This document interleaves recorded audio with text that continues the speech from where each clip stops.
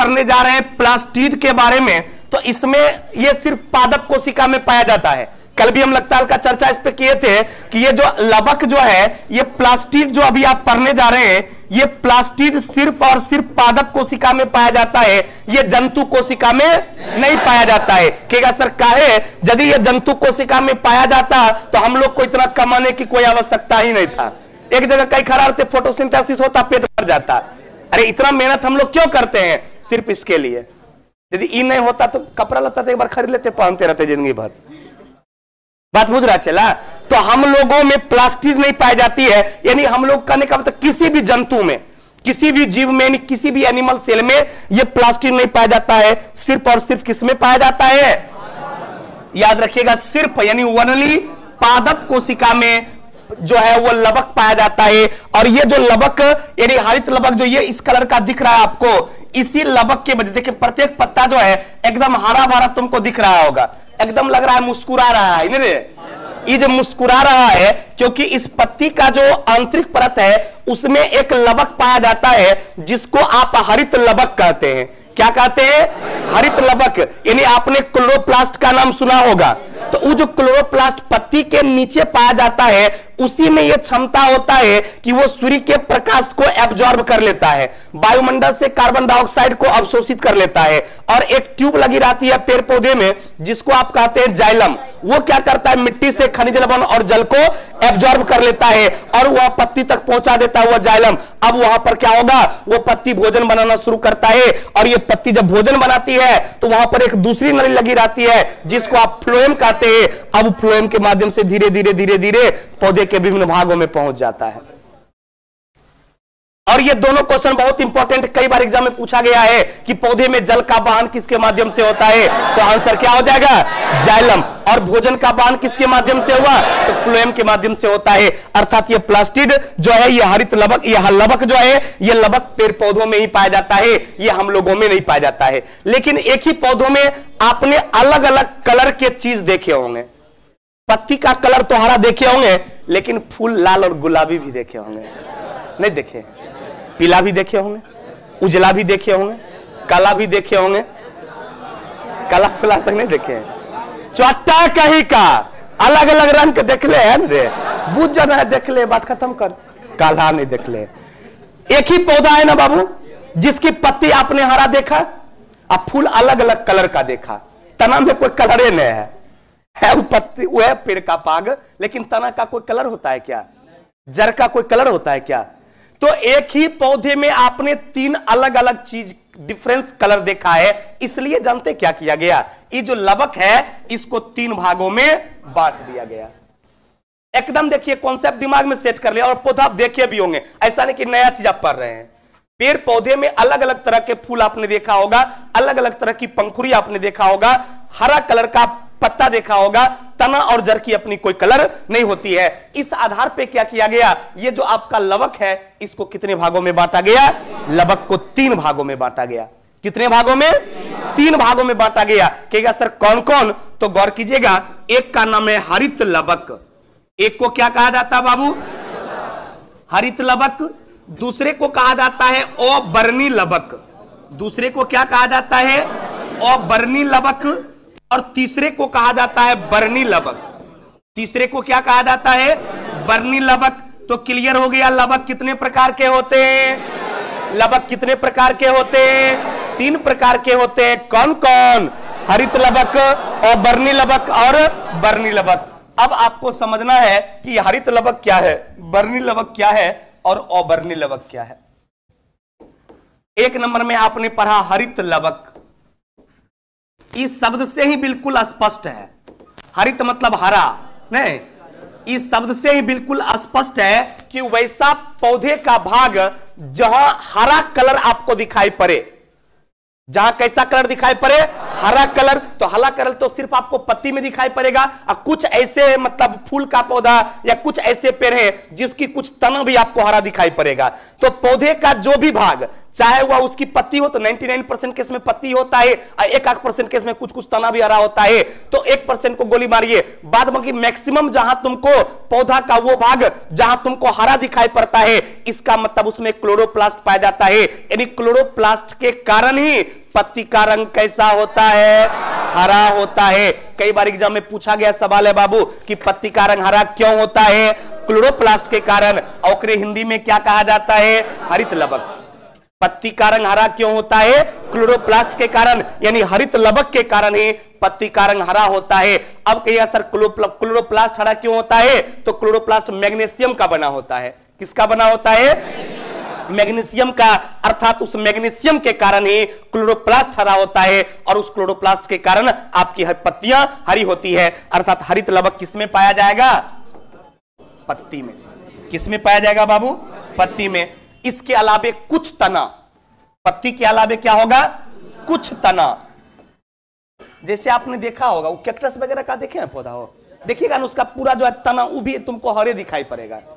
कुछ फूल देखा होगा जिस फूल का जो जैसे कि जो जड़ से लगा हुआ वहां थोड़ा सा डिफरेंट कलर है, लेकिन उसके बाद देखिएगा पूरा का पूरा क्या है? वो हरा कलर है। तो कुछ ऐसा तना है जिसमें प्लास्टिड पाया जाता है। बाद बाकी सब पत्ती जो है उस पत्ती में क्या पाया जाता है? हरित लवक पाया जाता है, यानी क्लोरोप्लास्ट पाया जाता है, जिसके कारण से वो क्या होता है? हरा होता है। दूसरा इसमें नाम बताए थे अवर्णी लवक।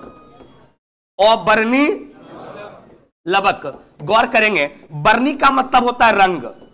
एकदम ध्यान से सुनना बाबू, वर्णी का मतलब क्या होता है? रंग। लेकिन इससे पहले लग गया ओ। आपने हिंदी में एक नियम पढ़ा होगा, यदि किसी सार्थक शब्द से पहले ओ आ जाए तो वह नकारात्मक शब्द होता है। पढ़े हैं ना? हिंदी के आप लोग तो विद्वान है, बिहार के छात्र खास करके हिंदी तो बहुत बुझाता है।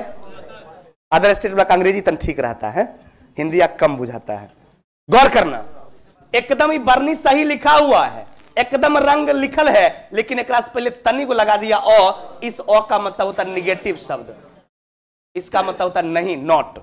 यानी वैसा लवक जिसमें रंग नहीं पाया जाता हो। जैसे फिजिक्स में पढ़े होंगे सदिश अदिश।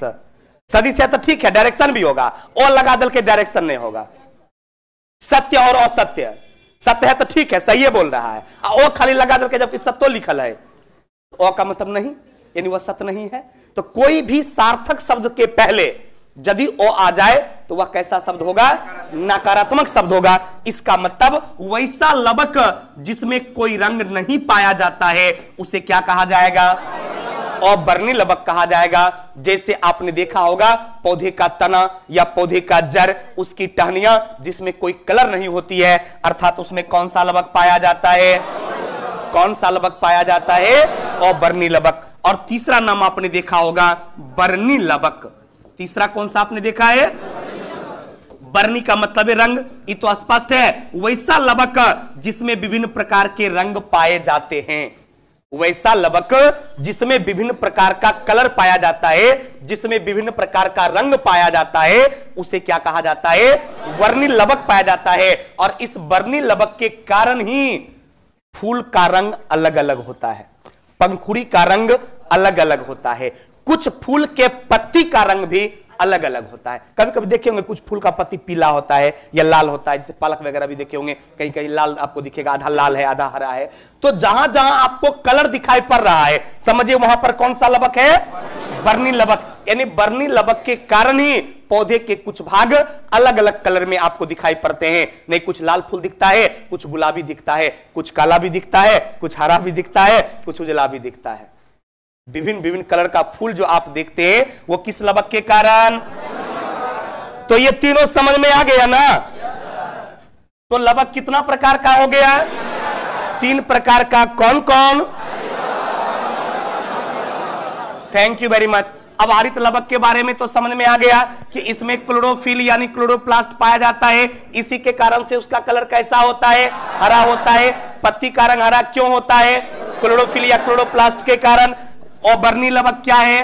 जो रंगहीन होता है, जिसमें कोई भी कलर नहीं पाया जाता है, यानी जिसमें रंग नहीं पाया जाता हो उसे ही कहते हैं ऑबर्नी, यानी रंगहीन लवक जो होता है उसी को ऑबर्नी कलर कहा जाता है। और इन भागों की में जो कोशिका पाई जाती है उसमें प्रकाश संश्लेषण नहीं होता है, यानी वो फोटोसिंथेसिस नहीं कर पाती है, वो प्रकाश की किरण को एब्जॉर्ब नहीं कर पाती है। इसका मतलब पेड़ पौधा का तना और जड़ जो है वो भोजन बनाने का काम नहीं करता है, फूल भोजन बनाने का काम नहीं करता है, भोजन बनाने का काम सिर्फ और सिर्फ पत्ती करता है। यानी जिसमें लवक पाया जाता है, हरित लवक पाया जाता है, वही भोजन बना सकता है, और जिसमें हरित लवक नहीं पाया जाता वो भोजन नहीं बना सकता है। इसका मतलब जड़ जो है या भूमिगत तना है या स्टार्च के रूप में जो उसमें भोजन रहता है उस समय कोई कलर नहीं रहता है, अर्थात वो सब किसका उदाहरण हो जाएगा? और बर्नी लवक का। एक लास्ट पढ़े होंगे बर्नी लवक। एकदम देखिए क्या कलर एक राम थोड़ा दिख रहा है, एकदम डिफरेंट कलर जो किसी भी पौधे में आपको दिखता है, खास करके फूल में तो जरूर आपने देखा होगा, या जो फलदार पेड़ है उसमें जरूर देखा होगा, वो जो डिफरेंट फूल और फल तुमको दिखाई पड़ता है किस लवक के कारण? किस लवक के कारण? बर्नी लवक के कारण। यानी ये रंगीन लवक होता है जो खास करके आपको लाल पीला नारंगी रंग का होता है, और ये रंगीन भागों में पुष्प आ जाता है। यानी आपने फूल देखा होगा अलग अलग कलर का, आपने पंखुड़ी देखा होगा अलग अलग कलर का, फल भित्ती भी जैसे आम देखिएगा शुरू में उड़ाता है हरा, धीरे धीरे जैसे पकते जाएगा वो पीला हो जाता है। नहीं तो यानी उसका कुछ भित्ती का मतलब होता है, फल भित्ती का मतलब फल का बाहरी आवरण। जैसे जामुन का कलर देखे होंगे आप, लीची का कलर भी देखे होंगे, नहीं ये कटहल का भी कलर देखे होंगे, तो सबका जो फल भित्ती है, या नींबू भी आप देखे होंगे, तो सबका फल भित्ती जो है आप अलग अलग कलर का देखते हैं, या फल का कलर जो आप अलग अलग देखते हैं वो सब किस लवक के कारण? क्रोमोप्लास्ट यानी बर्नी लवक के कारण। किस लवक के कारण? बर्नी लवक के कारण। अब एग्जाम में यदि आपसे सवाल पूछा जाएगा कि तना रंगहीन क्यों होता है? और बर्नी लवक के कारण। पत्ती हरा क्यों होता है? फल अलग अलग कलर का क्यों होता है? इसके कारण। चलिए अब एक उसके आगे का टॉपिक आपको पढ़ना है जो गोल्जी काय है, जिसको कल हम लोग पढ़े थे गोल्जी बॉडी। देखते हैं इस तरह का संरचना था ना, उसमें इस तरह का ढेर सारा संरचना बना हुआ था, यहां पर इसी टाइप का संरचना सेल में भी बना हुआ था। तो ये किसका संरचना हो गया? गोल्जी बॉडी का। और इसका नाम जो गोल्जी बॉडी रखा गया है क्योंकि इसके खोज करता है कैमिलो गोल्जी। ये जो गोल्जी बॉडी आपका है, इस गोल्जी बॉडी का खोज किसने किया? Camillo Golgi. किसने किया? Camillo Golgi. तो ये जो आपका गोल्जी बॉडी है जिसको आप गोल्जी काय कहते हैं, इसका खोज कैमिलो गोल्जी ने किया था, अतः उन्होंने अपने ही नाम से उसका नामकरण कर दिया, बोला इसका नाम रहेगा गोल्जी बॉडी। इसका खोज किसने किया था? Camillo Golgi. तो इसका नाम क्या रख दिया? Golgi body. क्योंकि सेल का एक बॉडी है, सेल के बॉडी का एक पार्ट सही है, और इसका खोज गोल्जी ने किया था, इसलिए इसका नाम रख दिया गोल्जी बॉडी। और खास करके आपने फिजिक्स केमिस्ट्री बायोलॉजी कहीं पर भी देखिएगा, जो वैज्ञानिक नियम देता था ना, अपन नाम ओकरा में जरूर सटा देता था, सोचता था सलाम मरी हो जाएंगे तो नाम तो जरूर रहेगा। एकदम कोई भी लॉ देखिए ना, चाहे न्यूटन हो या आइंस्टीन हो, एकदम नाम ओकरा में सटेले है अपन। आप लोग भी कुछ कीजिए तो नाम जरूर सटा दीजिएगा। इसलिए आजकल देखते हैं बेटा जब जन्म लेता है ना, अपन जो नाम है ओकर नाम ओकरा में हल्का सटा देता है। कुणाल गौतम नहीं, नयन सावर्ण नहीं लगा देता है,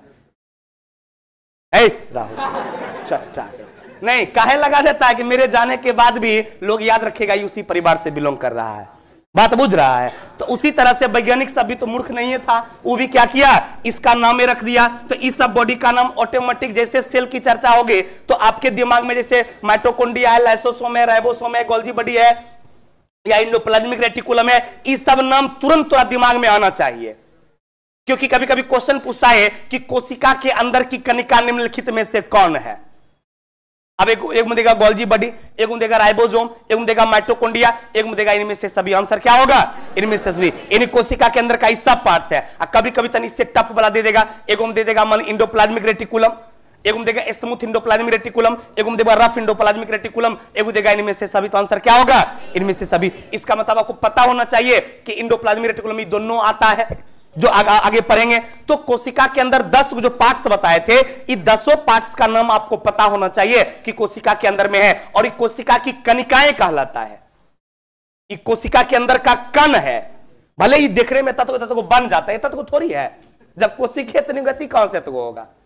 एकदम ये सब म्यूट पार्टिकल्स है ओकरा अंदर का, लेकिन फिर भी एकरा बहुत ज्यादा इसका वर्क भी है, बहुत ज्यादा काम भी है। तो कहेगा सर गोल्जी बॉडी का काम क्या करता है? ये है traffic of manager of traffic signal. ये क्या करता है सेल के अंदर, जैसे नहीं देखते होंगे डाक बंगला चौराहा पर एक लड़की सब दिन खड़ी रहती है, नहीं रहती है, इधर वाला कहेगी, जब इधर वाला चल जाएगा तो उधर कहेगी। बात बुझ रहा है तुम? अच्छा नहीं बुझा रहे, ट्रैफिक पुलिस नहीं रहता है, ये सब सोच रहा है कौन लड़की ऐसा करती है, चला हम आज तक नहीं गए हैं, बुढ़बा का ट्रैफिक पुलिस नहीं रहती है हमारे, इधर वाला की इशारा करके बुला लेगी। यानी मैनेजमेंट का वो काम करती है, वो ट्रैफिक पर क्या करती है? मैनेजमेंट का काम करती है, कोई आपस में टकरा नहीं जाए। बतियाते बतियाते टकरा गए जाएगा बोला, तो इसीलिए वो बचने के लिए क्या करती है, वो खड़ी रहती है, इधर वाला पहले कहेगी इधर से आप जाइए, इधर वाला रोक ले रहती है। जब इधर पूरा देखते खाली इधर जाम हो गया तो कहेगी अब आप जाइए, उधर वाला रोक देगा, इधर वाला रोक देगा। तो उसी तरह से सेल के अंदर ये गोल्जी बॉडी क्या करता है? ये ट्रैफिक सिग्नल का काम करता है। ये क्या करता है? ट्रैफिक सिग्नल का काम करता है। अतः सेल का मैनेजर ऑफ ट्रैफिक सिग्नल किसको कहा जाता है? गोल्जी बॉडी को कहा जाता है। इसका खोज किसने किया था? कैमिलो गोल्जी ने किया था, इसलिए इसका नामकरण क्या रख दिया गया? Golgi body. कहिएगा सर ये बना किसका होता है? तो खास तौर पर ये प्रोटीन और फैट दोनों से मिलकर बना होता है। किसका बना होता है? प्रोटीन और फैट का। और इस सेल के अंदर संश्लेषण जो करता है ये दोनों चीज का करता है, प्रोटीन का भी करता है और वसा का भी करता है, लेकिन प्रोटीन से ज्यादा वसा का ही करता है। सर क्यों? क्योंकि इस पर राइबोसोम का थोड़ा अभाव होता है। चूंकि राइबोसोम का कल हम वर्क बता रहे थे आपको कि वो प्रोटीन का मैक्सिमम संश्लेषण करता है, इसलिए हम राइबोसोम को क्या बोले थे? फैक्ट्री ऑफ प्रोटीन बोले थे, याद है? प्रोटीन की फैक्ट्री किसको बोले थे? राइबोसोम को। तो यहां पर चूंकि राइबोसोम का अभाव रहता है इसलिए वसा का संश्लेषण ये मैक्सिमम करता है। क्लियर हो गया? तो यह कुछ कुछ लिखा भी होगा। ट्रैफिक और नहीं लिखा है मैनेजर ऑफ ट्रैफिक सिग्नल, नहीं लिखा है तो स्टार मार के लिख लेंगे। गोल्जी बॉडी को मैनेजर ऑफ ट्रैफिक सिग्नल कहा जाता है। हल्के किताब में होना चाहिए लिखा हुआ, उसमें भी नहीं। गोल्जी बॉडी को मैनेजर ऑफ ट्रैफिक सिग्नल कहा जाता है।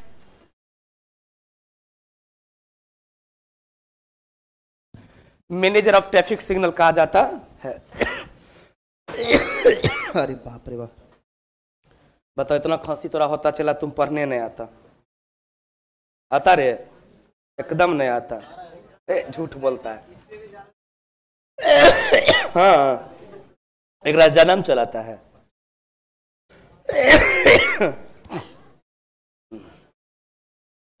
मैनेजर ऑफ ट्रैफिक सिग्नल कहा जाता है।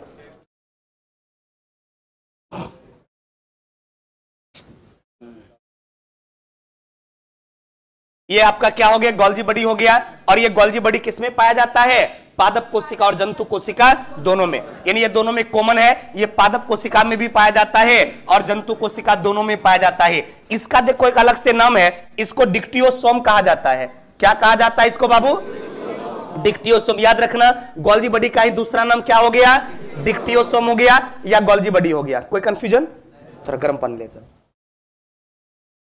गर्म पानी।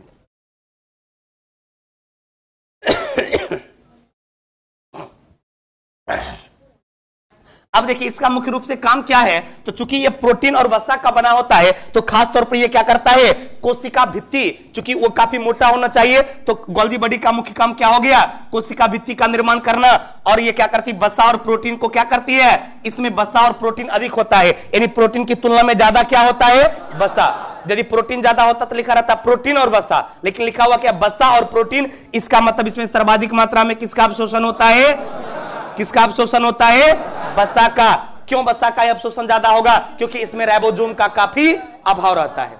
गोल्जी बॉडी पर राइबोसोम का क्या रहता है? अभाव रहता है, कम रहता है, इसीलिए इसमें ज्यादा संश्लेषण किसका होता है? तो फैट का होता है। अगला देखो चला ये आपका लाइसोसोम। ये देखने में बहुत भयंकर लग रहा है लेकिन इतना भयंकर ये है नहीं, एकदम पतला झिल्ली कर रहता है। बैलून देखा है? बैलून, बैलून का जितना पतला झिल्ली रहता है ना, जो थोड़ा सा प्रेशर देता तो फट जाता है, एकदम उतने पतला झिल्ली जो है इसका रहता है। एकदम पतला सा लाइसोसोम का झिल्ली रहता है और इसके अंदर कुछ एंजाइम भरे रहते हैं। कहेगा किस प्रकार का एंजाइम? वह एंजाइम जो सेल का भक्षण कर सके, वह एंजाइम जो सेल को खा सके, सेल को नष्ट कर सके और सेल को सुरक्षित रख सके, ऐसे एंजाइम जो है ये किसके अंदर पाया जाता है? लाइसोसोम के अंदर। यानी यह एक गोलीय बैलून जैसी एक पतली झिल्ली से बना हुआ संरचना कोशिका के अंदर पाया जाता है, उसे ही हम लोग क्या कहते हैं? लाइसोसोम कहते हैं। यानी इस तरह का संरचना जहां भी तुमको दिख रहा होगा, इस सब लाइसोसोम है। इस तरह का संरचना जहां भी आप देखे होंगे, इसी को बना करके वहां दिखाया है, इसी को क्या कहा जाता है? लाइसोसोम कहा जाता है। क्या कहा जाता है? लाइसोसोम। और लाइसोसोम का खोज किसने किया था? डी डुवे ने। गोल्जी बॉडी का खोज किसने किया था? कैमिलो गोल्जी ने। और लाइसोसोम का खोज किसने किया? डी डुवे ने। किसने किया? डी डुवे ने।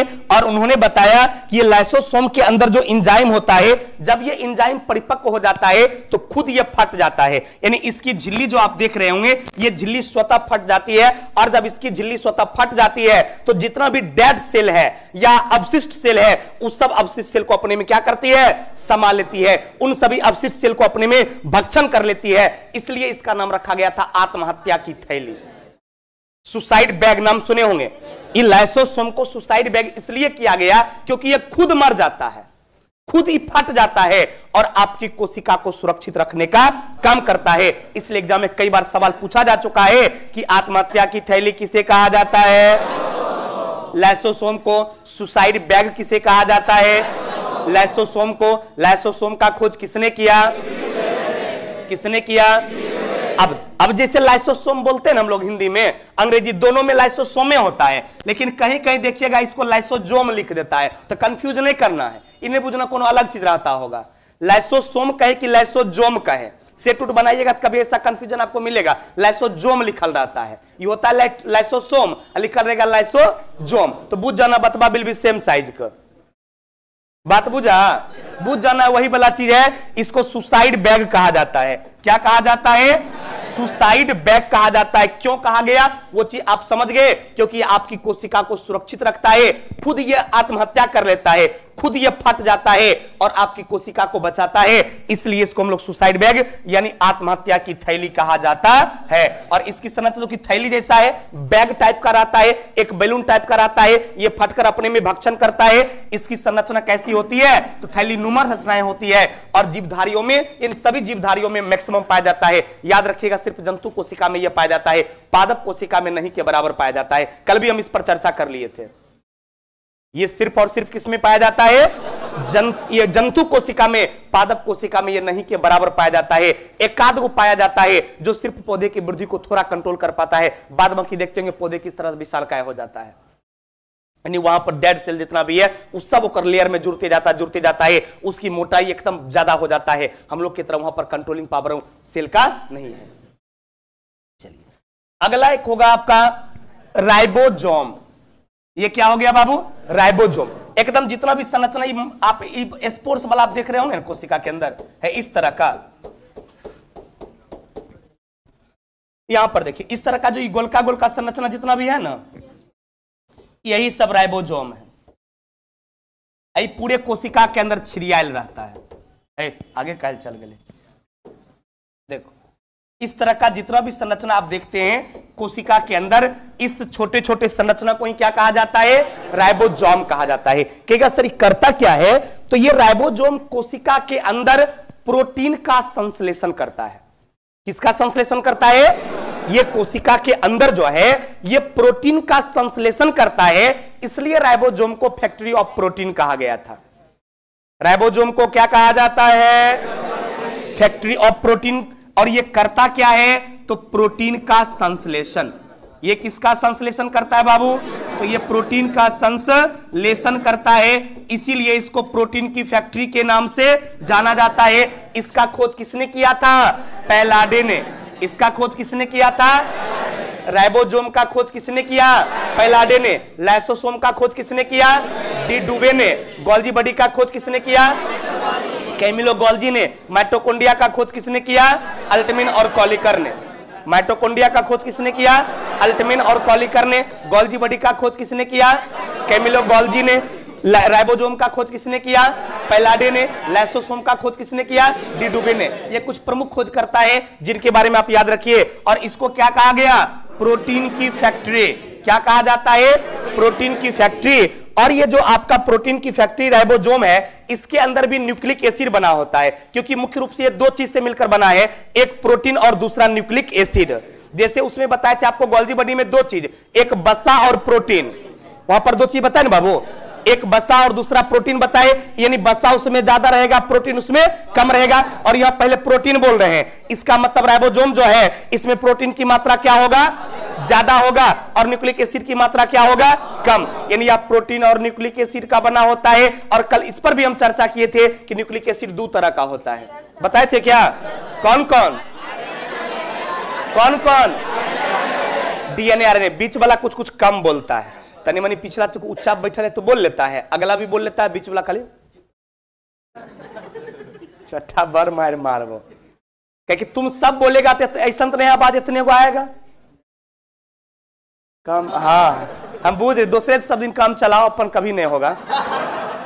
चलाओ दूसरे से काम, अब बाद में अपन नहीं होगा तो रोएगा कि की करें सर, आप समझिए रहे हैं कि हमारा बीत रहा होगा। चला हम सब समझ रहे हैं, अपनों पर कुछ रख न रहे, पड़ोसिया से काम चला रहे। कहीं का ई नहीं कि हम बोलबे तो याद हो, ई नहीं बुझ रहा है। अरे तू बोलेगा तोरा याद होगा, ई बोलते तेरा याद होते।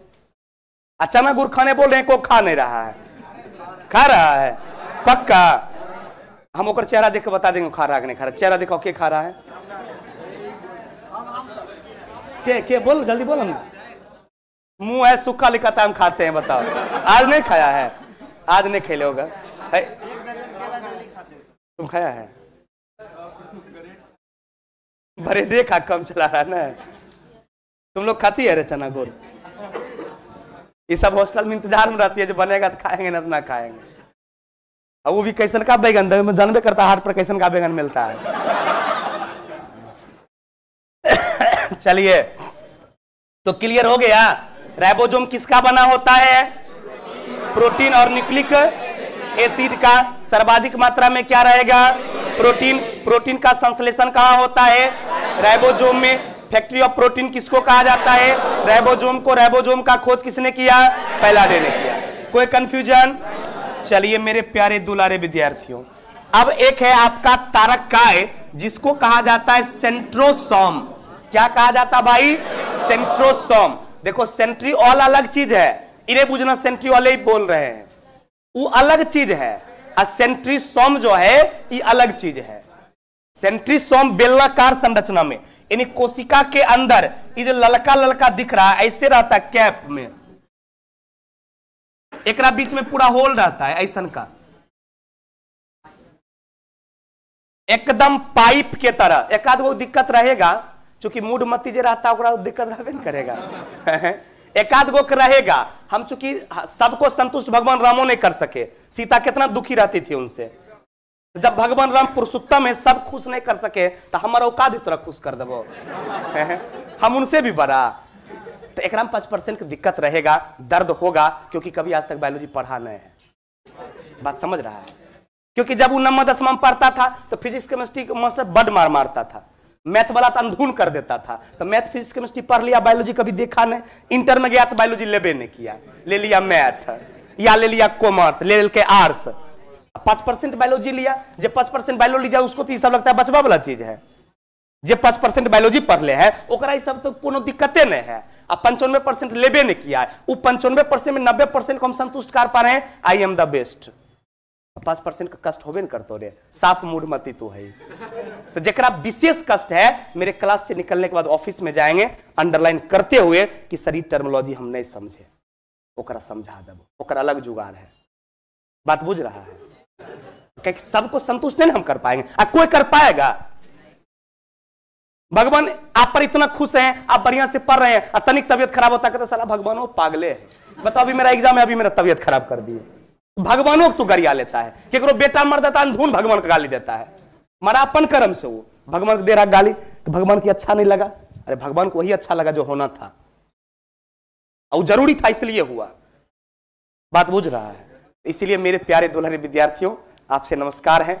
अच्छा दर्द की है तनी सुना होता, जानती हो, सुनिए लेते तोहर दर्द बोल चला की है दर्द तोरा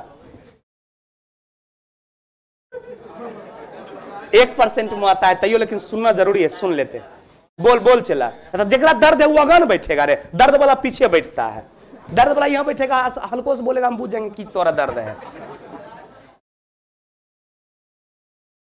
हाइड्रोलाइटिक एंजाइम पाया जाता है यह दर्द था और कोई दिक्कत नहीं ना चल दर्द दूर हो गया ना हाँ ऐसा कहीं भी दिमाग में कंफ्यूजन रहे ना अंडरलाइन करके चल जाना ऑफिस में सर देखिए थोड़ा सा इसमें प्रॉब्लम है बता दो कोई दिक्कत चल मेरे प्यारे $2 देखिए गौर कीजिएगा हम सेंट्रोसोम की चर्चा कर रहे हैं किसकी चर्चा कर रहे हैं पाइप जैसा होता है ये जो चूंकि इसमें फिगर में नहीं स्पष्ट हो रहा है कि उसके अंदर में जगह है या नहीं है लेकिन आप याद रखेंगे इसके अंदर होल है ये पूरा समझो एज ए पाइप है ये है जिसमें आर पार जो है हो सकता है ये फाइबर का एक पाइप है सीधा समझो एक नाम है ये क्या बोलते उसको स्पाइडल फाइबर ये है एकदम गोलाकार संरचना है इसमें आसानी से लिक्विड या कोई कणिका जो सेल का है वो आर पार हो सकता है और इसकी भी संख्या फिक्स में है ये भी कोशिका के अंदर इतना पार्ट्स में है कि इसकी भी संख्या कोई फिक्स नहीं है अतः ये तारककाय जो है जिसको सेंट्रोसोम कहा जाता है इसका खोज किया था बोभैरी ने इसका खोज किसने किया था बोभैरी ने किसने किया था बोभैरी में और इसकी संरचना कैसा होता है बेलनाकार नहीं सिलेंडर के जैसा यानी इसका पाइप जैसा संरचना होता है इसकी संरचना बेलनाकार होता है मन में सवाल यह आता होगा कि सर ये करेगा क्या ये कोशिका के अंदर में आखिर करता क्या है तो ये जो कोशिका के अंदर में पाए जाने वाले एक बेलनाकार संरचना है इतना पानी गर्म नहीं हो रहा था ठंडा है इतना कम गर्म किया कि कटकटी मरेगा गला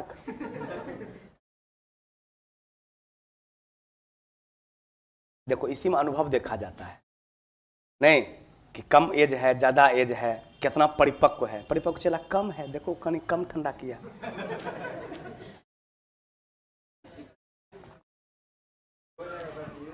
अभी तू लोग को बोलते एकदम सीधा गर्म करके ला देता रोज गर्म पानी तू लोग पी रहा घर में ये चला गर्म पानी नहीं पी रहा है के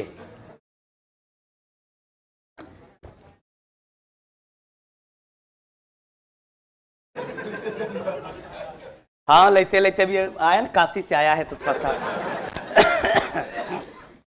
अरे बाप रे तो गौर करना अब दिमाग में एक चीज आ रहा होगा कि सर ये बेलनाकार संरचना वाले जो सेंट्रोसोम होता है इसका मेन रूप से वर्क क्या होता है तो ये जो स्पाइडल फाइबर का निर्माण करता है ये क्या बनाता है ये स्पाइडल फाइबर्स बनाता है अब मन में आता होगा सर ये स्पाइडल फाइबर्स करता क्या है तो ये जो स्पाइडल फाइबर्स का निर्माण करता है ये आज जब भी रहेगा देखिए न्यूक्लियस के आसपास ही रहता है ये यत्र तत्र नहीं रहेगा क्यों क्योंकि इसका मेन काम होता है जब कोशिका के केंद्र का विभाजन होता है तो उस विभाजन के समय या उसको क्या करता है एक तंतु प्रदान करता है एक धागा प्रदान करता है जो कोशिका का विभाजन आसानी से कर सके आगे इसके जस्ट बाद वाले टॉपिक में हम लोग सेल डिवीजन पढ़ेंगे तो उसमें हम आपको बताएंगे यहां पोजीशन भी इसका देख लीजिए ये आपका न्यूक्लियस है ना न्यूक्लियस के जस्ट बगल में देखिए ये है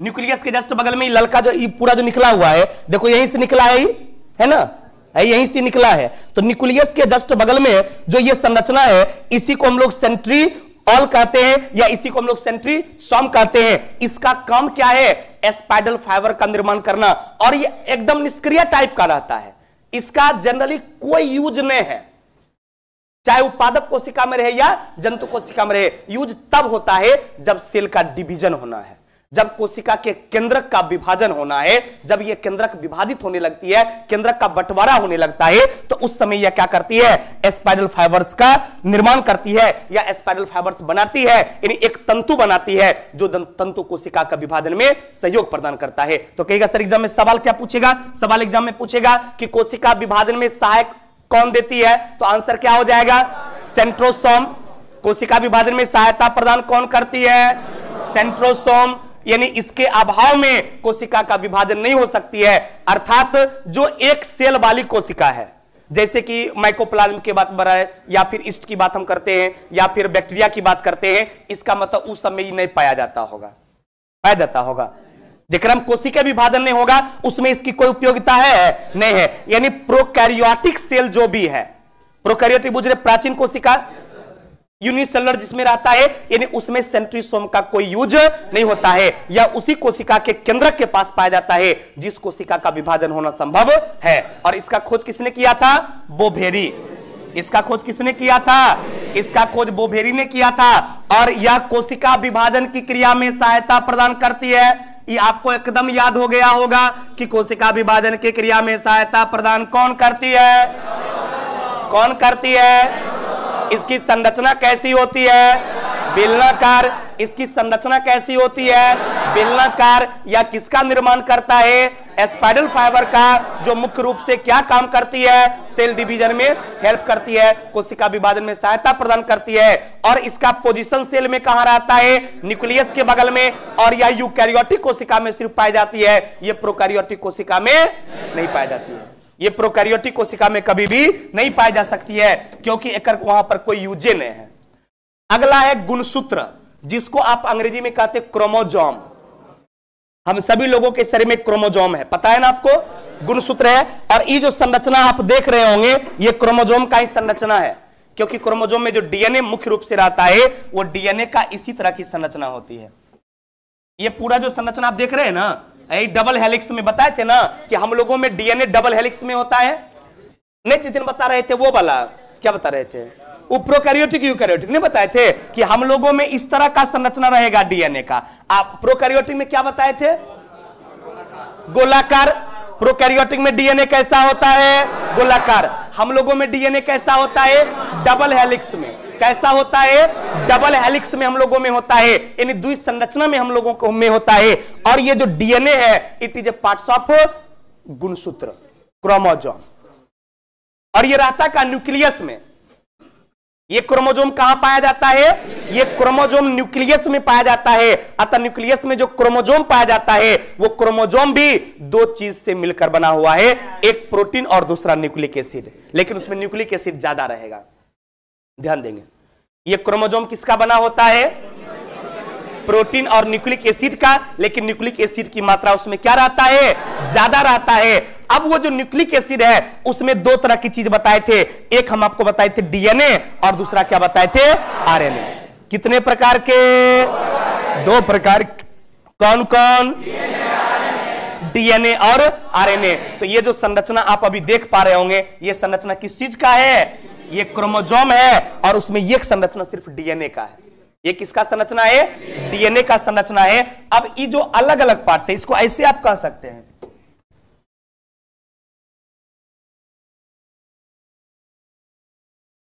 ये दोनों को हमको लगता है सटा देंगे तो सन के बन जाएगा। इसका मतलब ये समझाना हम चाह रहे थे कि जब इसका डिवीजन होता है ना, तो इसी तरह ये टूट जाता है। ये दो अलग अलग भागों में क्या होता है? क्रोमोजोम का विभाजन होता है। एक पार्ट इधर चला जाएगा और एक पार्ट इधर जाएगा। इस हम ये समझाना चाह रहे थे कि जब सेल डिवीजन होता है, तो उसमें एक मातृ कोशिका जो होती है, वह दो भागों में इसी तरह से बट जाती है। एक भाग से अलग और दूसरा भाग ये अलग हो जाता है। इसी में से लाखों की संख्या में जो है जीन पाया जाता है।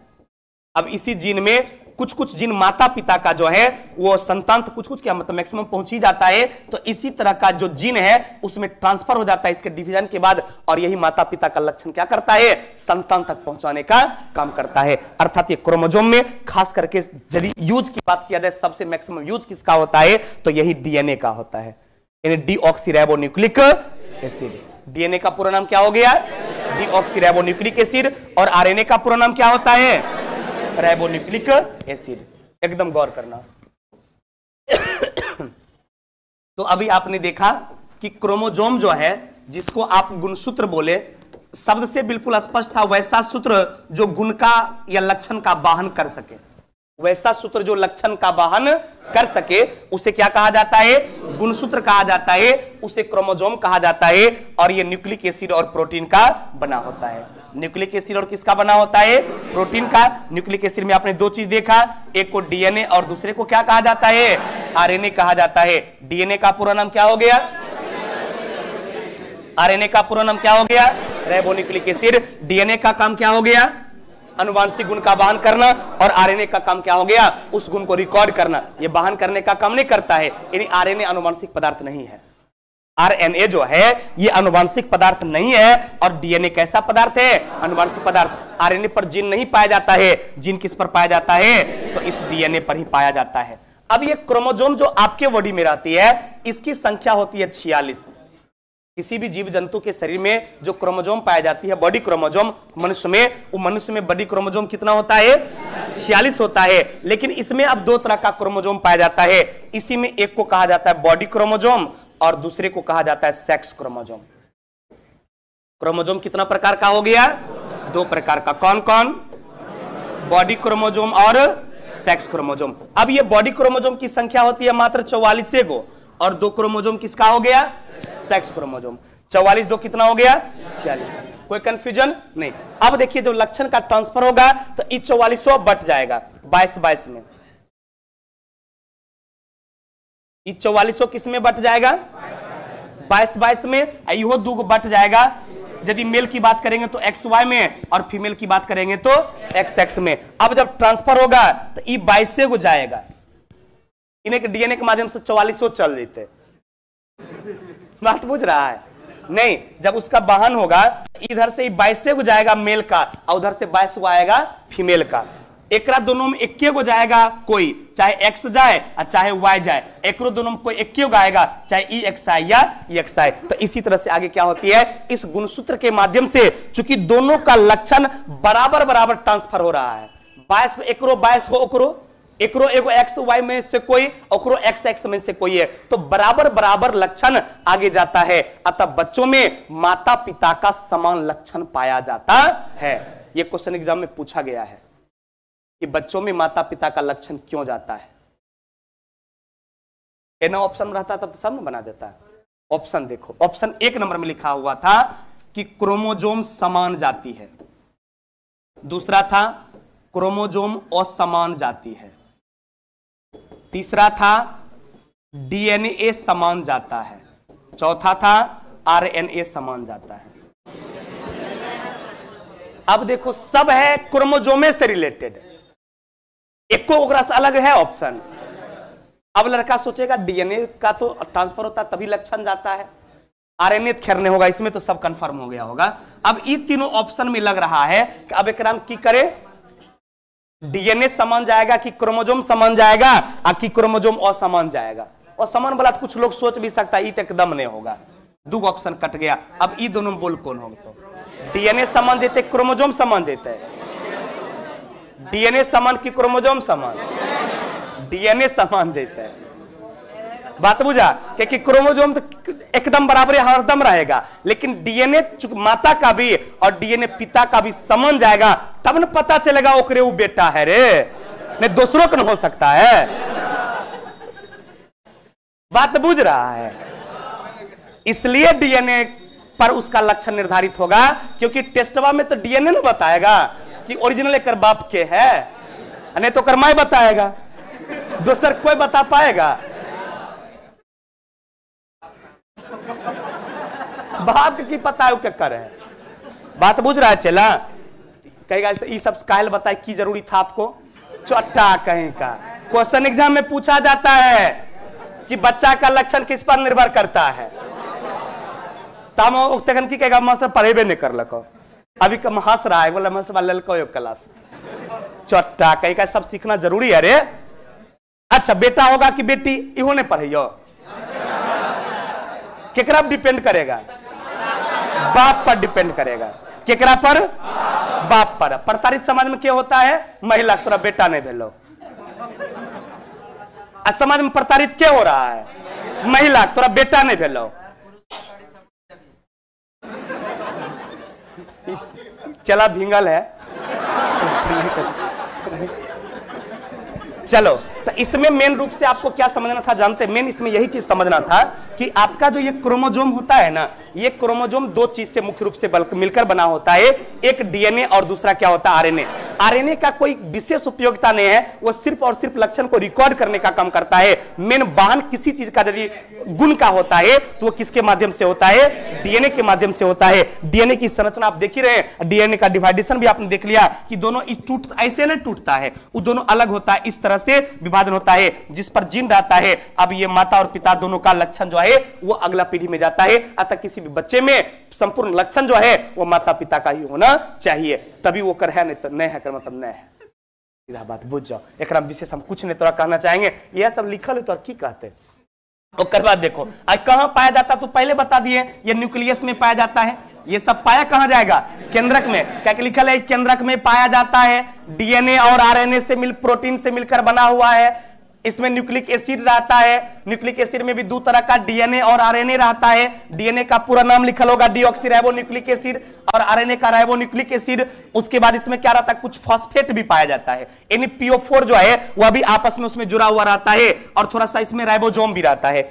इस फिगर में तो पता नहीं चल रहा होगा, लेकिन इस पर भी कुछ स्पोर्स राइबोसोम का पाया जाता है, क्योंकि डीएनए डीऑक्सीराइबोन्यूक्लिक एसिड जो है उसमें भी प्रोटीन का संश्लेषण होता है। यानी डीएनए में भी क्या होता है, प्रोटीन का संश्लेषण होता है, अतः इसमें भी राइबोसोम और प्रोटीन दोनों आपके इस क्रोमोसोम में भी और डीएनए में भी पाया जाता है। और प्रत्येक डीएनए एक दूसरे से एक विशेष आकर्षण से सटा हुआ रहता है, और जब तक इस पर फोर्स या चार्ज उत्पन्न होती है तब तक डीएनए का ट्रांसफर भी नहीं होता है। जब तक इस पर चार्ज उत्पन्न नहीं होगा तब तक उस लक्षण का ट्रांसफर उस पर नहीं हो सकता है। चलिए क्या हुआ क्या था इसमें, इसका खोज वेल डेयर ने किया था।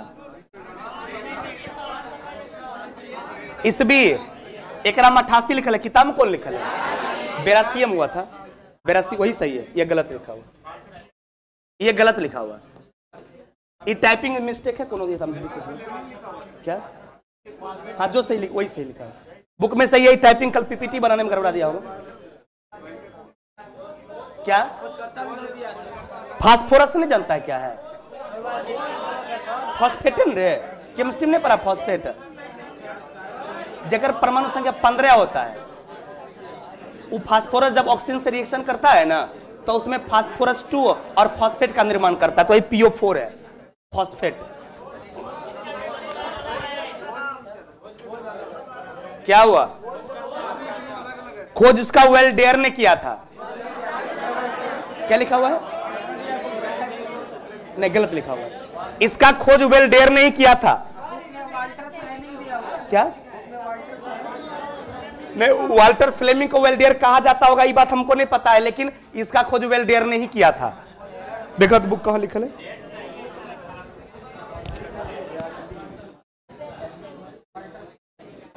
अच्छा वाल्टर फ्लेमिंग लिखा हुआ है।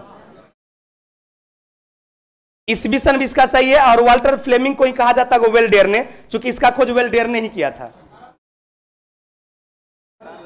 नहीं 88 सही नहीं है, 82 ही सही है, 1882 में ही इसका खोज हुआ था। क्या ओकरे देखियो मार दिया होगा, लेकिन 82 सही है। 82 सही होगा, 88 सही नहीं है, टाइपिंग मिस्टेक है किसी का भी। कल जो हम बनवाए होंगे पीपीटी उसमें टाइपिंग मिस्टेक किया होगा ही। चलो लुसेंट को काट देना, 82 याद कर लेना, ऐसे ही सब नहीं पूछता है, नहीं पूछेगा। चलो अब है डीऑक्सीराइबोन्यूक्लिक एसिड का लक्षण क्या है, तो इसमें जो बताए माता पिता का लक्षण संतान में जाएगा, या कभी कभी क्या आप देखो संपत्ति का विवाद हो जाता है। संपत्ति का विवाद क्या होगा, जैसे आप तुम 2 भाई हैं, अब बाप ही कहने के लिए तैयार नहीं कि वो हमरे बेटा है, कैसे सौतेला वाला में ऐसा होता होगा कि जब सौतेला भाई बहन के कोई रहता है तो वो बाप गछने के लिए तैयार नहीं है कि संपत्ति आधा इसको देंगे, उसको कम देता है, तो फिर वो किस आधार पे लेता है, तो डीएनए टेस्ट के आधार पे ही वो ले पाता है कि हम इसी का पुत्र हैं और मुझे भी आधा संपत्ति मिलनी चाहिए। तो डीएनए फिंगरप्रिंट जो है इसकी बहुत सारी उपयोगिता है, जो कि आपको इसमें मेन रूप से पढ़ना है। क्योंकि डीएनए एक प्रकार का क्या आनुवांशिक पदार्थ है, सीधा समझिए, डीएनए किस प्रकार का पदार्थ है, आनुवांशिक पदार्थ है, जो अगले पीढ़ी में वास्तविक लक्षण को प्रदर्शित करता है। वो अगले पीढ़ी में क्या करता है, रियल लक्षण जो है उसमें आपके प्रूफ की कोई आवश्यकता नहीं है। वो जैसे उसका फिंगरप्रिंट लेगा कि उसको सब पता चल जाएगा कि वो केकर है केकर नहीं है। संपत्ति देना चाहिए या नहीं देना चाहिए, यह डिसीजन जो है वो हाईकोर्ट करती है, सुप्रीम कोर्ट करती है। इसमें आपको से पूछने तक भी वो नहीं जाएगा, सिर्फ आप टेस्ट करा के चल आइए, बाद बाकी आपका सब काम खत्म है, वहीं से वो सारा बंटवारा हो जाता है। अतः संपत्ति विवाद की कोई बात हो या फिर अनुवांशिक बीमारी का कोई बात हो कि इसमें जो बीमारी है जेनेटिक्स बीमारी, वो माता पिता ने इसमें कहां से आया, तो अनुवांशिक बीमारी का इलाज में सहूलियत उससे मिलता है, अनुवांशिक रोगों का पता लगाने में सहूलियत मिलता है। इसके बाद भूले भटका कोई माता पिता है, मान ली बहुत पहले बिछुड़ चुका है, लेकिन अब वो दावा हो रहा है कि वह उसी का बाप है या उसी का बेटा है, नहीं, उस विवाद में या भूले भटके संतान के खोज में यह समय क्या किया जाता है, डीएनए का प्रयोग किया जाता है। ऐसा क्यों किया जाता है? क्योंकि इससे जेनेटिक मटेरियल ये है और इससे वास्तविक लक्षण का पता चलता है। डीएनए क्या है? तो डीऑक्सीराइबोन्यूक्लिक एसिड जो इसका फुल फॉर्म होता है, यह मुख्य रूप से प्रोटीन और न्यूक्लिक एसिड का बना होता है और यह वास्तविक लक्षण को प्रदर्शित करने का काम करता है, जिससे भूले भटके माता पिता हो या संतान हो या संपत्ति का विवाद हो या फिर मान लिया जाए अनुवांशिक रोगों का इलाज हो या कोई किसी को मर्डर कर दिया। तो यदि कोई किसी को मर्डर भी कर देता है और उसका जैसे स्किन उसमें सट गया है, तो अब वो नहीं कह सकता कि मर्डर नहीं किए, वो डीएनए टेस्ट से यह पता जाता है कि वो टच हुआ था कि नहीं हुआ था। बात समझ रहे हैं? तो उस तरह से मर्डर के केस में भी डीएनए टेस्ट की बहुत बड़ी उपयोगिता होती है। तो इसके ये सारे लक्षण जो है, ये रियल लक्षण किसके माध्यम से पता चलता है? तो ये डीएनए के माध्यम से ही पता चलता है। किसके माध्यम से पता चलता है? डीएनए के माध्यम से पता चलता है। अब इसमें तुम देखा होगा डीएनए में एक टर्न होता है, यहां पर देखेंगे इसका इस तरह का टर्न देखो हमेशा मिलेगा आपको, यहां भी टर्न है, यहां भी टर्न है, एकदम एक सीमा रेखा के बाद क्या है, ये एक दूसरे से क्या करती है, ये क्रॉस कर जाती है और इसका अपना एक व्यास भी होता होगा ये वाला। तो इन दोनों का लंबाई से संबंधित एग्जाम में क्वेश्चन पूछा जाता है कि डीएनए का व्यास कितना होता है या डीएनए के टर्न की लंबाई कितनी होती है। डीएनए के व्यास से संबंधित क्वेश्चन कि डीएनए का व्यास कितना होता है और एक टर्न की लंबाई कितना होता है। तो इसमें ध्यान देना है, एक टर्न की लंबाई जो है वो 20 एंगस्ट्रम होता है। कितना होता है? 20 एंगस्ट्रम। और इसका व्यास कितना होता है? 34 एंगस्ट्रम। उल्टा हो गया। अच्छा, व्यास से 20 होता है। अच्छा, व्यास 20 एंगस्ट्रम और टर्न की लंबाई कितना होता है? 34 एंगस्ट्रम होता है। यानी डीएनए के एक टर्न की लंबाई, यानी जहां वो मुड़ेगा, जहां वो टर्न करता है, मुड़ता है, तो एक टर्न की लंबाई बोलेगा तो 34 एंगस्ट्रम और उसका व्यास बोलेगा तो 20 एंगस्ट्रम। ये एग्जाम का पूछा गया सवाल है कि डीएनए का व्यास कितना होता है? 20 एंगस्ट्रम। डीएनए का व्यास कितना होता है? 20 एंगस्ट्रम। और एक जो टर्न लेता है तो एक टर्न की लंबाई कितनी होती है?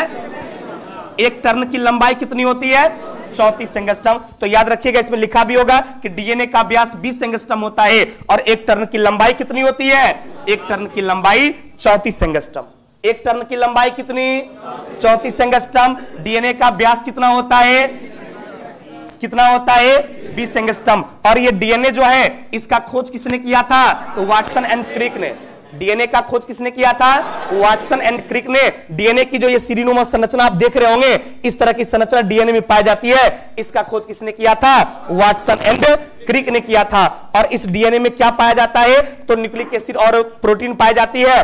और ये डीएनए का काम क्या होता है? तो विभिन्न प्रकार के रियल लक्षण को साबित करना या रियल लक्षण को बताना। तो आज हम यहीं तक रोकते हैं, अगले क्लास में फिर आपसे मेरी मुलाकात होगी। तो डीएनए के बाद हमको लगता है फिंगरप्रिंटेबल अब चर्चा होगा। नहीं, डीएनए फिंगरप्रिंट बताएंगे, इसके बाद आरएनए बताएंगे। अलग यानी कल के क्लास में लगभग खत्म हो जाएगा। नहीं, हाँ, कल के क्लास में ये आपका खत्म हो जाएगा, क्योंकि इसके बाद ऑब्जेक्टिव क्वेश्चन है। और एक बात ये भी ध्यान रखना है कि जैसे ये टॉपिक खत्म हो जाएगा तो इसके बाद ऑब्जेक्टिव क्वेश्चन आपको एक ही दिन में पूरा बना लेना है। नहीं तो ऐसा कर सकते हैं कि अब चूंकि मैक्सिमम चीज आप पढ़ लिए हैं तो कुछ कुछ क्वेश्चन बनाते जाइए। हो सकता है 50% क्वेश्चन से 60% क्वेश्चन आपसे बनेगा, और कुछ नहीं इसलिए बनेगा चूंकि आपने पढ़ा नहीं है, और पूरा जब पढ़ लेंगे तो पूरा आपसे बन जाएगा। कुछ इसमें क्वेश्चन 2-4% ऐसा होगा जो अदर टॉपिक का होगा, इसमें आ गया होगा, तो वो आपसे नहीं बनेगा, तो उसको घेर कर छोड़ देना इसलिए है कि चूंकि वो दूसरे चैप्टर में पढ़ना है, और वहां पर लिख देना अदर टॉपिक का क्वेश्चन है। आइए हमको बता दीजिएगा, देख फायदा क्या मिलेगा कि अगली बार जब बुक छपेगा तो उसको उसी चैप्टर में डलवा देंगे। बात बुझ रहा है? इसका 95% सवाल आपसे बनेगा, 5% सवाल जो थोड़ा सा टफ होगा वो नहीं बनेगा, या फिर दूसरे टॉपिक का क्वेश्चन होगा वो नहीं बनेगा। तो इसलिए कल से आप क्या कीजिए, इसका ऑब्जेक्टिव बना के लाइए, और जैसे ये खत्म हो जाएगा तो अगला दिन तक में क्या होगा, आपका ऑब्जेक्टिव भी खत्म हो जाएगा। Thank you very much. कल हम इसको आगे बढ़ाएंगे। डीएनए के अंदर जो थायमिन और साइटोसिन होता है इसका पेयर कल समझाएंगे। धन्यवाद।